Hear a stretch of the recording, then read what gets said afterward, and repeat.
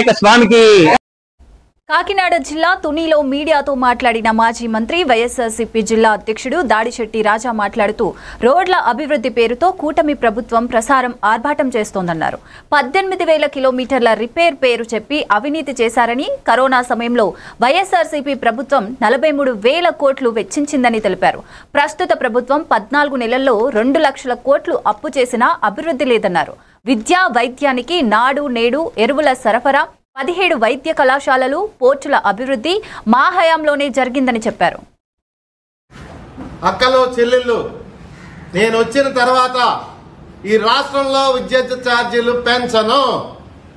అవసరమైతే టెక్నాలజీ ఉపయోగించి, మరి ఏం టెక్నాలజీ నాకు తెలియట్లేదు, టెక్నాలజీ ఉపయోగించి ఛార్జీల్ని తగ్గిస్తాను అని చెప్పిన పెద్ద మనిషి నువ్వు 19,000 కోట్ల రూపాయలు విద్యుత్ ఛార్జీలు పెంచి ఈ రాష్ట్రంలో ఉన్న ప్రజలు నట్టి విరిచే పరిస్థితి, ఈ రాష్ట్ర ప్రజలు నట్టి విరిచే పరిస్థితి విద్యుత్ ఛార్జీలు పెంచి. మరి ఏంటో నాకు అర్థమైన పరిస్థితి. మరి 2 లక్షల కోట్ల అప్పు, అది కాకుండా రాష్ట్ర ఆదాయం. పోనీ జగన్ గారి టైంలో దగ్గరగా 20% ఇన్కమ్ జనరేట్ అయ్యేది సంవత్సరానికి. మరి నువ్వు వచ్చేసరికి 3% ఉంది. పోనీ 3% అన్న ఆదాయమే కదా. ఏమవుతుంది ఆదాయం అంతా? ఎవరి జేబుల్లోకి వెళ్ళిపోతుంది?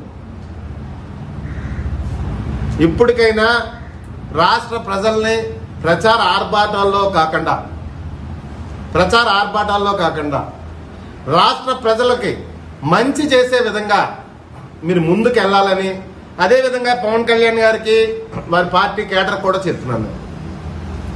దయచేసి మీరు ఈ రాష్ట్రంలో ఒక భాగమే, ఈ ప్రజల్లో ఒక భాగమే.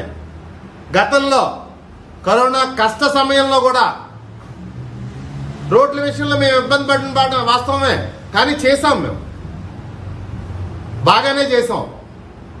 చేయలేని అన్ని మొక్కలు నాటి నూర్చి లేకపోతే గోతులు పెట్టి రకరకాల విన్యాసాలు చేశారు. మరి ఇప్పుడు కూడా అవే రోడ్లు అలాగే ఉన్నాయి. మరి వాటిని కూడా ప్రశ్నించండి మీరు.